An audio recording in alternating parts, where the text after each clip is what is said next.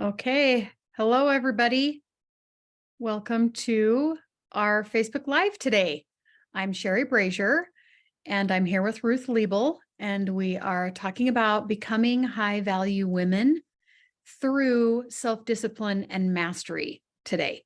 So just a quick recap, if you're new here, I'm Sherry Brazier, and I am a life and style coach, and I help women get dressed for all of the things that they have to get dressed for, but mostly feel confident in who they are so that they can show up the way that they want to show up and dress the way that they feel confident. So that's what I do. I have some style personality things that I work with, and it's super fun. So that's who I am. I will let Ruth introduce herself and go right into our topic. Hey, I'm Ruth Liebel. I'm a financial coach. I help people create a spending plan to build a life that they want and create their abundant life. I specialize in helping couples get on the same page. I think that's really important, and it affects marriages. So that's what I do. I love it. Okay, so our And topic. she's really good at it. Oh. Okay, let's see. So the first thing we want to talk about with self-mastery and self-control. What do we say? Control and self-mastery? Self-discipline and mastery. Self-discipline and mastery. That's right. Is to first hone in and own your wants. I love it because we all have wants, and you can't like pretend you don't have the wants that you have. I've tried it. It doesn't work. So when we just acknowledge and own that we want what we want, it's very freeing and liberating. Yes. It's very productive too. Those are words I like. It's productive. Mhm. You accomplish or you improve what you think about, what you talk about, what you focus on. Mhm. So if it's something that you stick in the back corner and ignore, it's not going to get better. It's not going to be a positive piece of your life because it's in the corner. Anything that's in the corner is like unwanted or doesn't deserve time or resources, right? So it just becomes like this withered child in the closet. Is a horrible way of saying it, but it is. So it doesn't, wants don't usually die. You just replace your wants with something else and then it like moves away. But if you want it and it's still there and you're just like hiding it in the corner, it's still there. Mhm. Mhm. And like judging yourself for wanting it. I did that a lot. Yeah. I just judged myself for wanting what I wanted because I told myself it was frivolous or it was selfish or it didn't serve any other purpose than just because I wanted it, and it was just selfish. But what I really started to unwind and understand when I just decided one day, no one is going to know what I want unless I tell them. So I just got a piece of paper out with the intention of burning it so that nobody would ever know, right? I had so much self-judgment and shame around the things I wanted. And I thought, I'm just going to write down the things that I want and why I want them and just give myself permission to be selfish. And then I'm going to burn this piece of paper. No one will know. And it was interesting what happened because when I wrote down what I wanted and then asked myself, why do I want that? And why do I want that? And why do I want that? It always came back to helping my family be, more together or create more together time or create memories or, whatever. It wasn't just going to serve me. It was like all of them served my family when I asked myself why. Why do I want that? And then, well, why do I want that? Well, why do I want that? It always came back around, which was really, really, really powerful for me to then just give myself permission to want what I want and know the reasons why I want it. I love that. I love that so much. And that is like stuffing your wants in the closet is like judging yourself. It's such a scarcity mindset, which is, it is the antithesis to godly stuff. because godly stuff is abundance. God wants us to have and live in an abundance. He's a Mhm. creator, and God creates stuff that's pretty pointless sometimes. Like if you study stuff, like it's like he made something up and then he was like, what am I going to do with this? I know, I'll stick it Mhm. here. Right. Mhm. But there's lots of stuff that just feels really frivolous and not needed, that God himself has created and put a part of things because he wants. He is a Mhm. God of passions. He's a Mhm. God of jealousy. He's a God of love. He's a God of vengeance. He's a God, like he has all of these desires in him. And it is what makes him amazing. Mhm. It's what makes him be able to create and to have and to manage and to hold and to enjoy and to love all that he has, is this like freely wanting and trying stuff. Like I would love to sit in his workshop and him be like, I really want a bug that does this. Just because it would be cool. It would be so cool. Like him and the 12-year-old Boy Scouts are just like, you know what we should do? Yeah. Right. Yeah. Or like him with the ladies at their quilting circle be like, you know what we should create? We should create a flower that looks like this, just because. Mhm. And I have done some work that we did the sexual goddess live that we just did Uh-huh. 2 weeks ago or whatever it was. And I have a friend that we're going to have come on as a guest, and I've done some work with her and listened to her podcast, and she's a sex coach for Christian women. And she has found scriptures and different things to illustrate how God is a God of desire and wants us to be happy just because. He wants us to enjoy things, enjoy pleasure, enjoy just call it silly things, just for the purpose of pleasure, just for the purpose of it's fun, just for the pleasure of it brings joy. That's it. That's the only purpose. And when I was doing my want list, there were some of it that was like, it would just be fun to have. It would just be fun. That's all. And if it's fun for me, it's going to be fun for my family too. Mhm. So anyway, I'm in. Let's all do Yeah. a want list and Okay. ask ourselves why we want it, and just own that we want it and that it's okay. Whatever it is that you want, Mhm. it's okay to want it. Yeah, it is. Oh, it is good to want it. Now, how much resources, time, energy, money you put toward that want, that's another thing. And that's where the number 2 point is your goals. Mhm. Of all the wants, I mean, your resources are finite. Through your wants and through your goals and all the things, you can create more resources. Some of them are just finite. So of the Mhm. resources we have today, what of our wants gets our attention? Mhm. And then you write down your goals. How do you achieve your want? And how do Yeah. you know you've achieved it?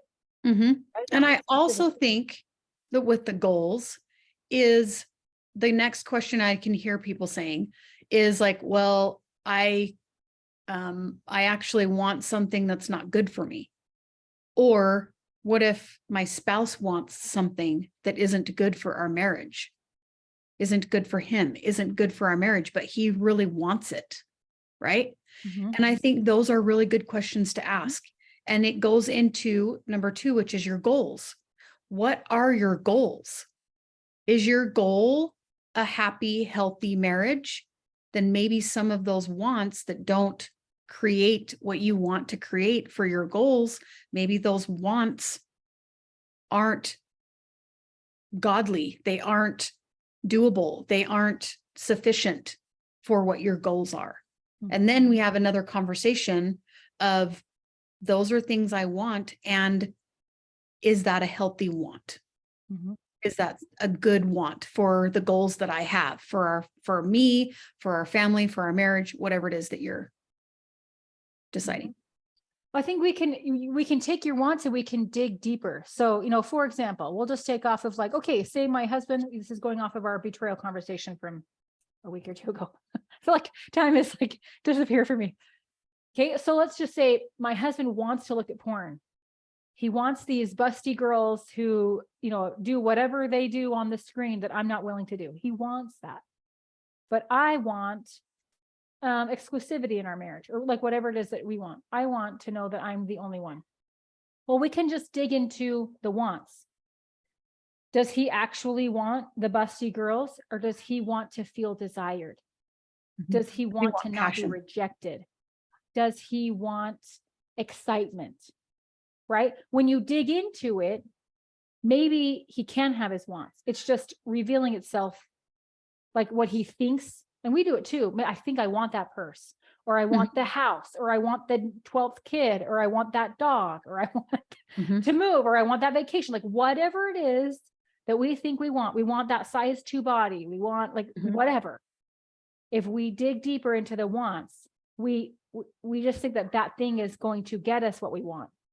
But if you dig deeper, if it's challenging other wants, like you have to choose between happy marriage or porn, like dig into the wants and see if you can get that want in a more compatible way, or even like a real way. Can I say that? Yeah.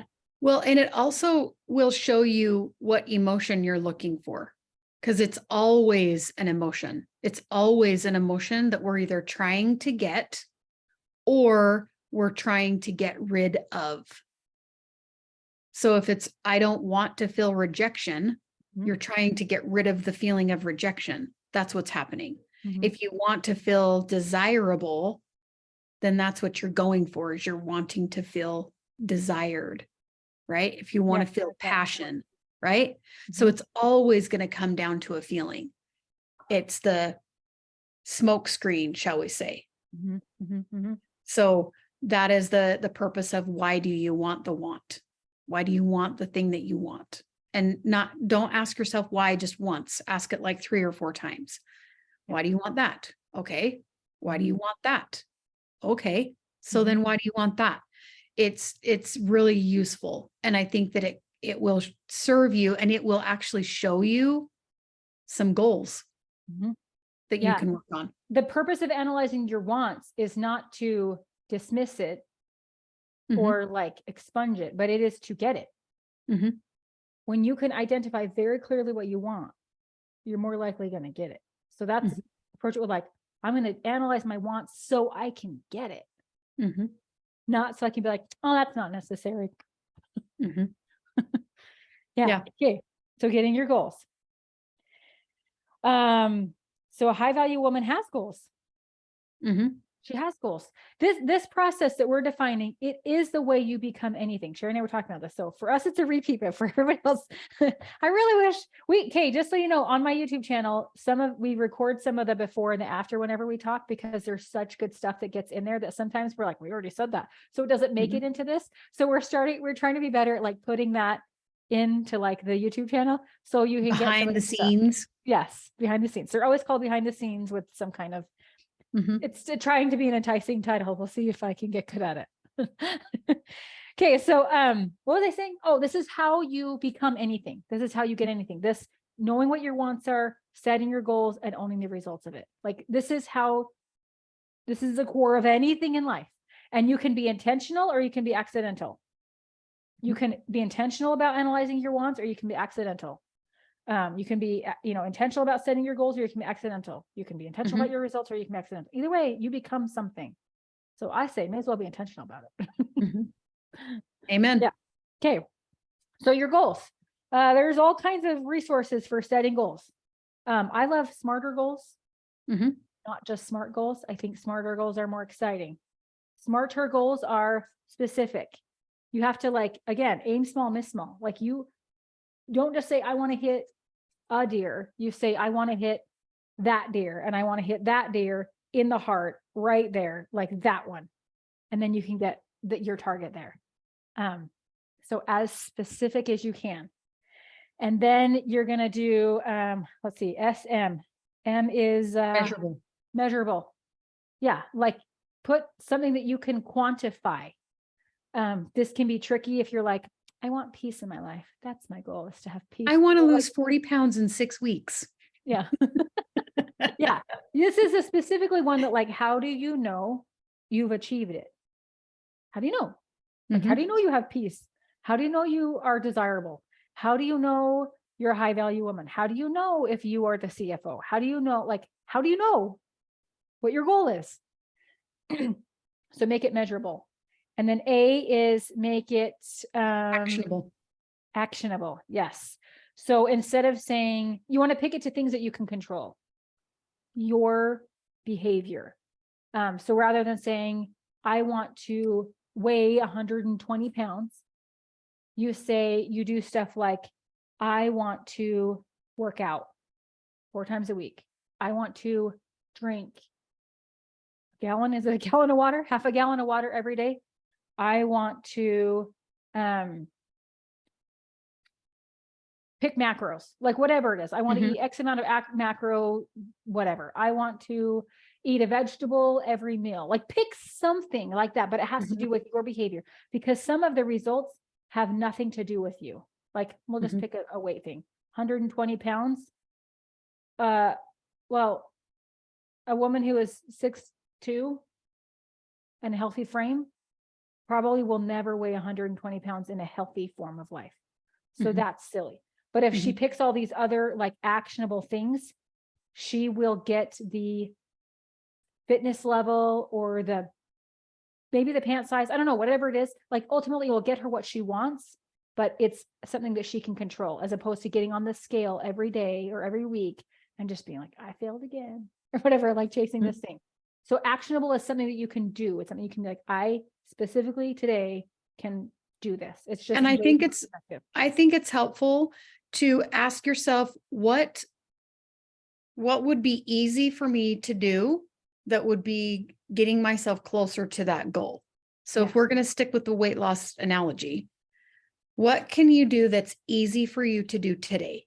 Like, that would not be very hard for you to do. It wouldn't take you a whole bunch of brain drama for you to do it.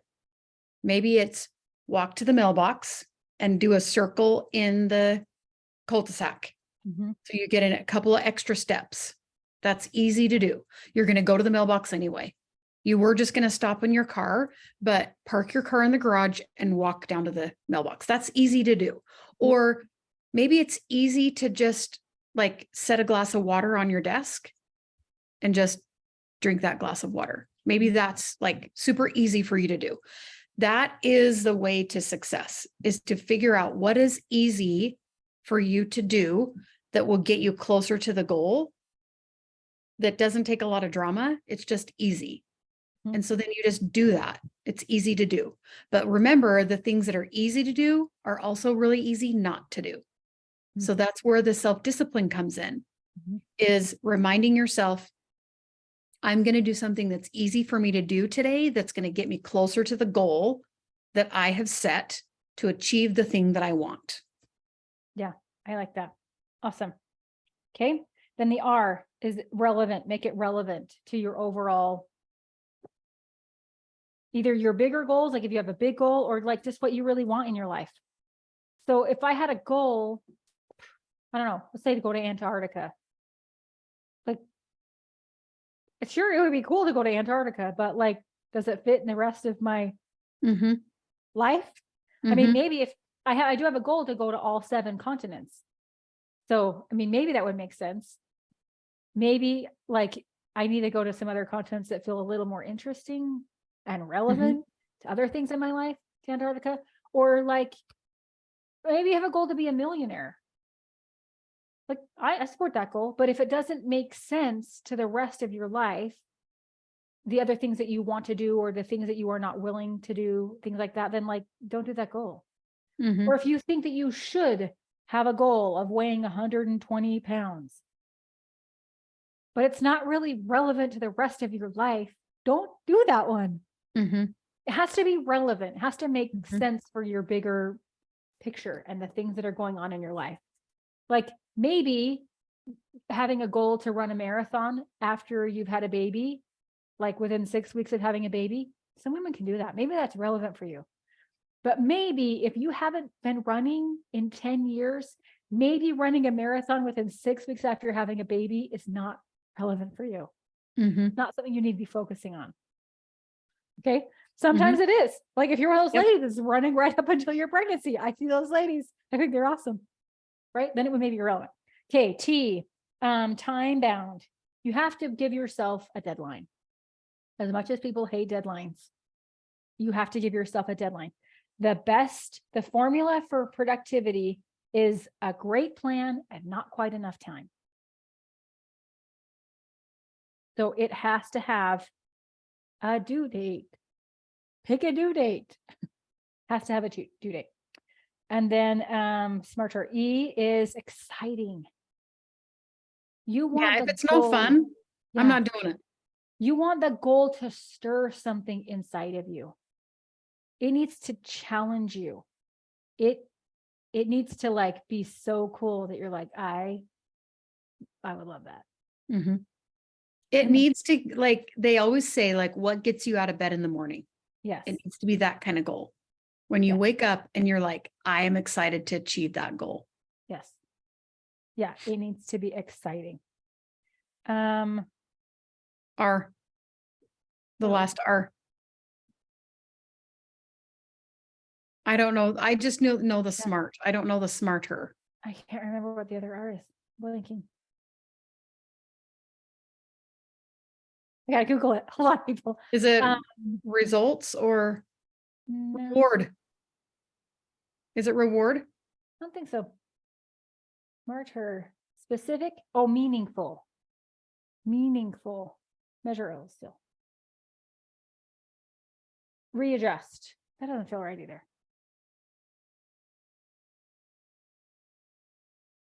I can't remember what the other R is. This is not useful. R. I can't remember. I'll put it in the comments when I remember. Okay. Okay. So those are your goals. And I say always have something that you're intentionally working on. It can be anything, making your bed in the morning. It can be flossing your teeth. It could be putting the dishes in the dishwasher. It could be doubling your income. It could be counting to 10 before you talk to your kids. It could be like anything. Just always be intentionally working on something. Okay. Now the results. We're going to own the results.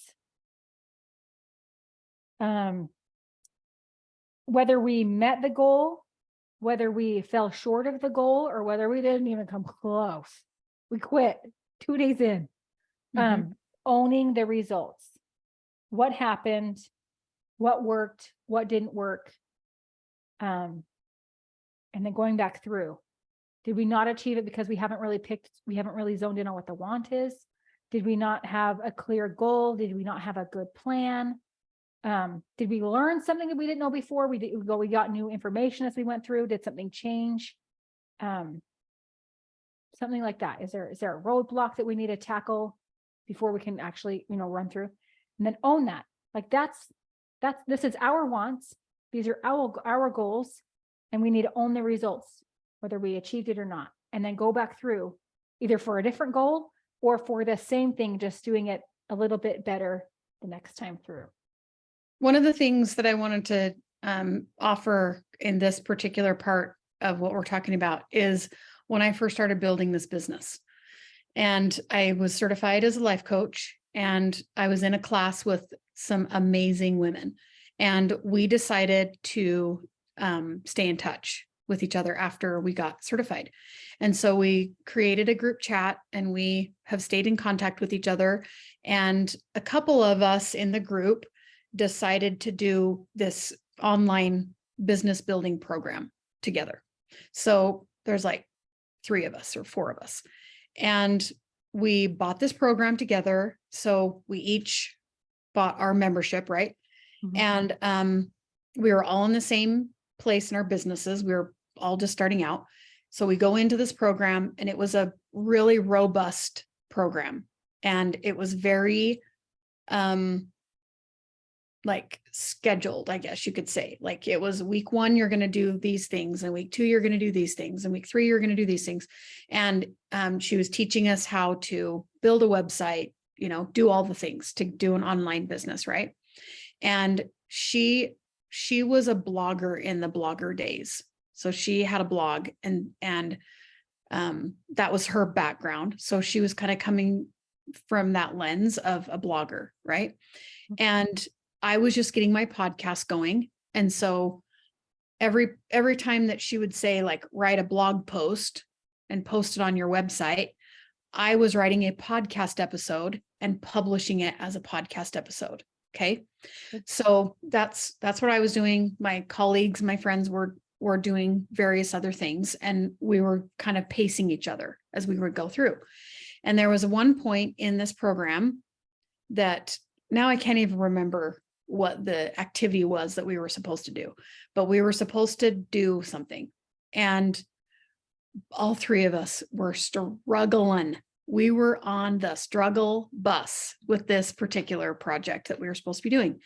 And so we decided that we needed to, I don't know, do a Facebook ad or something. I can't even remember now what it was. And we were struggling and struggling and struggling. And we had decided that if we hadn't gotten it figured out in 6 weeks, that we were going to quit, that we were not going to do that project in this thing. We were going to skip it because we just were struggling so hard. So at the end of that 6 weeks, we got back together and we were like, where are we at with Facebook ads or with whatever it was that we were doing? And there was a couple of the girls that were like, well, we just didn't even do it. Like, they quit before the 6 weeks because they were so overwhelmed before we even started that they were like, we're not even going to give it the 6 weeks. And another friend and I had given it the 6 weeks, but we had struggled through that 6 weeks, and we had given up and started and given up and started again and given up and started again and given up and started again. Like, we had done that. And at the end, I offered to our group, I was like, I think that that we weren't ready to create this next thing. We weren't ready for this project because we didn't have some of these other things in place first. So I've been working on getting some of these other things in place.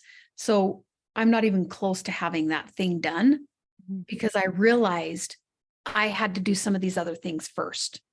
The program director was assuming that we had some of these other things in place when we signed up for the program. She assumed we were in a certain place, right? Mm-hmm. And the four of us just weren't there. And it wasn't until we were asked to do this project that we realized we needed to do some of these other things first. So when we got back together after that 6 weeks, then we reevaluated where we were at. And that was still our goal, to do the project that we needed to do in this program.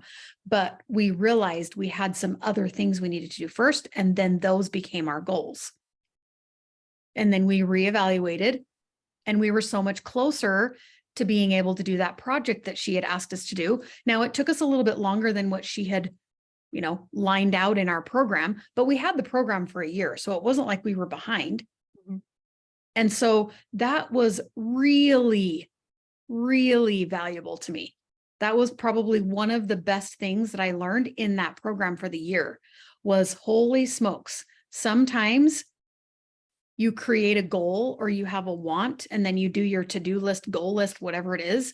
And then along the way, you don't reach it because you didn't realize you didn't have some of these other things in place. That is really good to know. That is very valuable information. Yeah.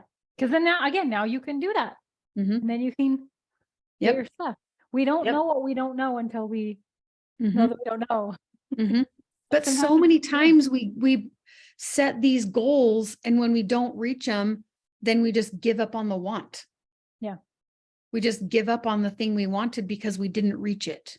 Mm-hmm. When we had set this goal to lose 40 pounds in 8 weeks or whatever it was, right? Make so much money in so much time or whatever it was, and we didn't make it. They're like, oh, well, I guess I just am not going to lose 40 pounds then. Or I'm just not going to make my revenue goals ever because I didn't make $100,000 this year. I guess that's not for me. Yeah. And what I'm realizing is I think I can do more than I can in the time that I have. That's a very common lesson that I get to learn. And any time that I make a goal is that I think I'm more capable than I actually am. Yeah. Or the things don't take as long as they actually do. Yeah. Yeah.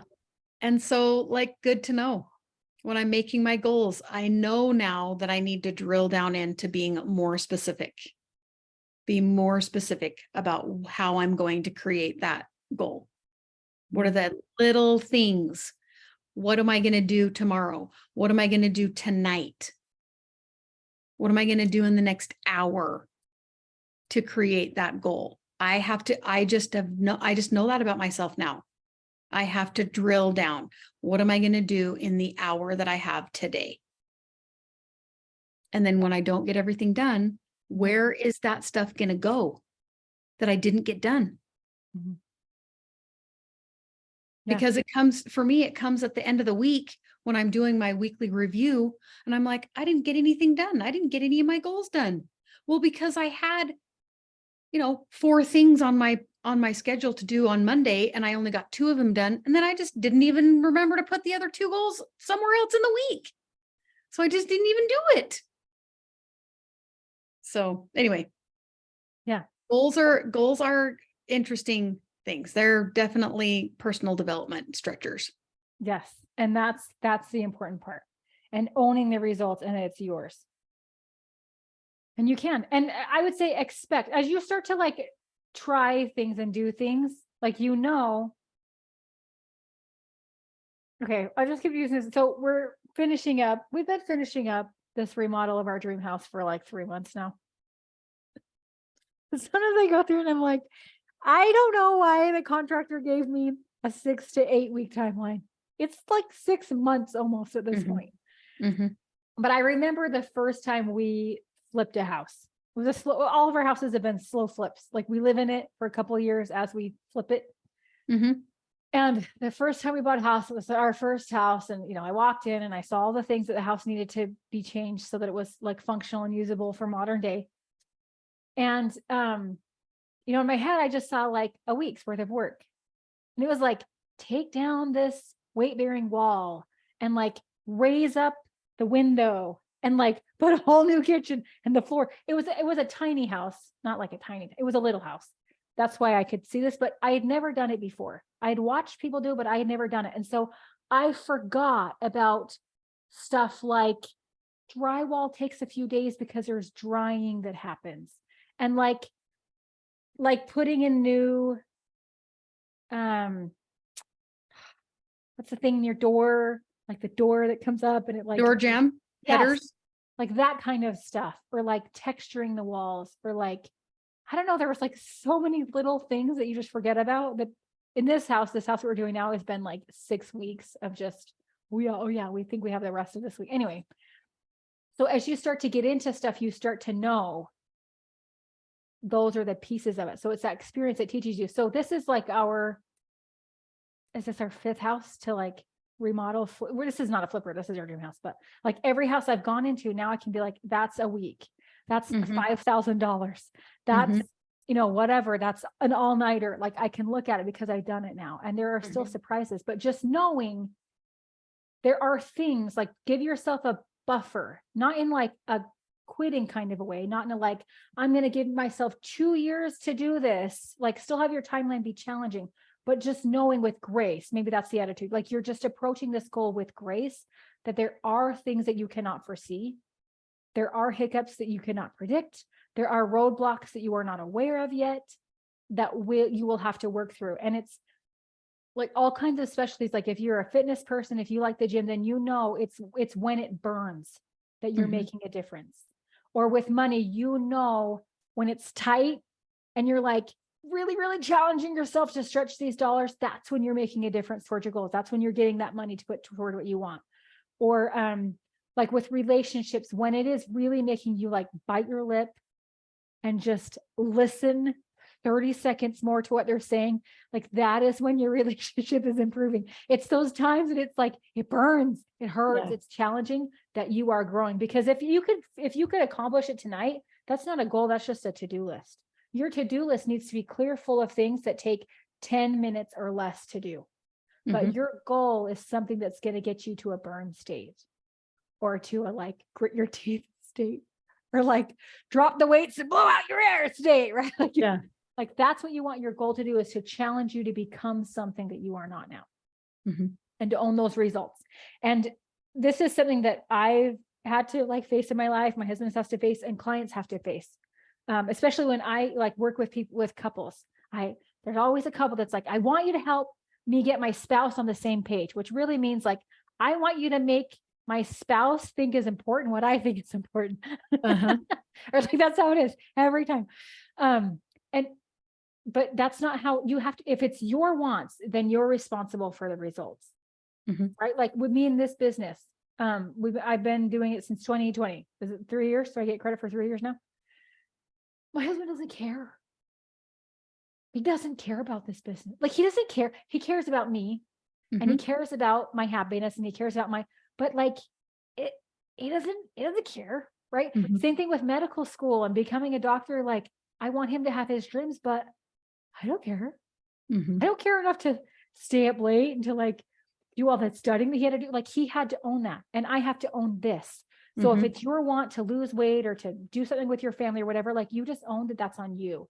And it is really, really nice when you can have the same vision with somebody else and you have that help. But even if you don't have the help, and even if it's rare that this happens, but sometimes like your whole world is against you, you just own that it's what you want and it's your goal and you're responsible for the results, and you can't be angry at them and be like mad at them and like dump stuff on them when it's not important to them. They don't care. It's your wants, your goals, your results. So when you can own that, then you can have grace, break it down smaller, because you know you're gonna be dealing with all that, you know, Mhm. whatever. Like me, I know with my business, I just have to figure out the kid thing. But it's just gonna, Mhm. like, that's my thing. I have to figure out the kid thing. Mhm. That's not something, and I can be angry about whoever I want to because, you know, whatever, but, or I can just be like, no, I want the results. I'm going to own that. And then you have way more success. Mhm. Is that a fair? Yeah. And way less resentment. Yes. Yes. Mhm. Way less Because, resentment. I mean, when I first started my business, my husband didn't care either. Mhm. He was like, it just sounds like a whole bunch of time and money that you're going to spend. And we don't have either of those. Yeah. We don't have either time or money to spend on something that isn't going to bring value. Like that's where he was at. Mhm. And like, I talk a lot about ladder thoughts. Like, you have to have a ladder thought to get you to where you want to go, because it's all about how we think about things. And one of the first ladder thoughts for me was, it's okay. I want it bad enough for both of us. You don't need to want it because I want it bad enough to sustain your want as well. And then he, over time, he has seen that this makes me happy, that I'm changing people's lives. He runs into people all the time now out and about. That's like, oh my gosh, I'm listening to your wife's podcast, or I worked with your wife, or whatever. And now he's like seeing that I'm actually helping people, and he's seeing some more dollars in our account. And now he's like, oh, wait a second. I was kind of looking at it wrong. I didn't see it the way that I needed to see it. Now I see it. And so now he wants it like I want it, because he can see it through my lens. He now has his own lens he's seeing it through, right? But it took time. Mhm. And it took a lot of me being angry that he didn't see it. Honestly, like, Yeah. I went through some times where I was like, I think that you're mean because you don't want the things I want. Like, I was having a pity party about I've it. supported your dreams. Why can't you support mine? I support Right. your goals. Why Mhm. can't you? Yeah. Yeah. Yeah. I had worked through all of that with a coach. All my stuff. And she helped me be okay with him wanting different things. And it wasn't even that he didn't want what I wanted. He wanted what he wanted and was working to get the things he wanted. He was owning the things he wanted and was working diligently to get the things he wanted. And it wasn't his job to want the things I wanted and get me the things I want. It's my job. Mhm. And I was like, oh, wait, he and I are the same. We actually are the same. We want the same things. He's just getting there a different way than I am. Mhm. That was game changing for me. Yeah. So Hey, good stuff. I think that's what we Hey. got. When we do goals like this, when we put time into self-discipline and mastery, what we talked about earlier in our little session Mhm. was that it is the key to freedom, peace, power, and control. It is how you're going to get freedom if that's what you are seeking.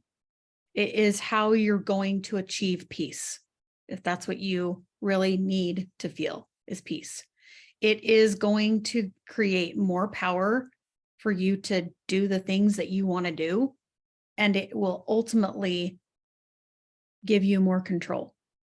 Because when you control these things for yourself, then you stop trying to control everything that's outside of you. You stop trying to control your husband.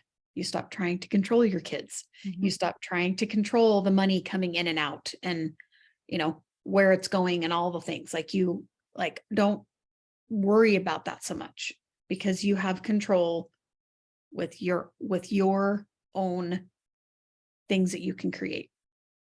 Yes. And And that is so powerful. I can use the words boundaries.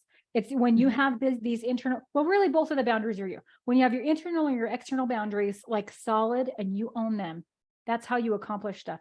So, you no longer have to be like, don't bring Oreos into the house. How dare you Mhm. bring Oreos into the house? Don't you know I'm trying to lose weight and you know how it tempts me? Like, don't right? Like all that stuff, Mhm. because Mhm. like, no, I'm choosing this fitness goal or this nutrition goal over the yumminess of Oreos. I'm choosing. And I'm choosing Yeah. this goal. Yes. I'm choosing to eat this way. My family is not choosing that. Yeah. I'm choosing that for me. And sometimes we're choosing it for our family. We don't just have gallons and gallons of ice cream and cookies that they just get to have all the time that they want, right? Mhm. But I mean, I don't know how many times I threw stuff away out of the pantry, clean out the pantry and throw away everything that's tempting. You throw everything away, and then everyone in your household is like, where's the food? Mhm. Like, I'm not going to eat asparagus. Where's the Cheez-Its? Yeah. And I don't know how many times I did that to my poor family before I realized, oh, wait a second, this is my goal. This Yeah. isn't their goal. Yes. Yep. And that's really, really important. Mhm. You can request help. And sometimes families will be like, yeah, I want to improve on that anyway. So yeah, let's do that together. Mhm. But Mhm. like if your husband brings home ice cream, puts it in the freezer, and you have a goal of fitness and weight loss or whatever, like don't beat him up. It's not Mhm. his goal. Mhm. It's not his goal. Mhm. Yeah. Okay. All right. That's what we have for you today. 45 minutes. Look at us go. Good ass. Okay. If you guys have comments, please leave them in the comment section. All the comments. We are getting both we love you comments and you don't know what you're talking about comments, and we like them both. We welcome all of the comments, because when you get people that have a different opinion, then for me at least, it gives me an opportunity to dig into that and really decide how I feel about that. And maybe it's, oh, I didn't realize that. I didn't realize that I needed to clarify or whatever. And then we also love the comments that you're like, this is helping me so much. Keep going, because we are going to. So we love the comments on both sides. It helps us kind of hone in our message on both ends. So please leave your comments. And if you want reminders of this live that we do every week, get on one of our email lists and you will get reminders that this is going to go live. And you can chat with us in the DMs or in the comments, whichever. We welcome all conversations. So we love it. So if you have any suggestions of things you want to discuss, you want us to discuss, please let us know. Anything else you want to say? Nope. All right. We're signing off until next week. Talk to you later. Bye.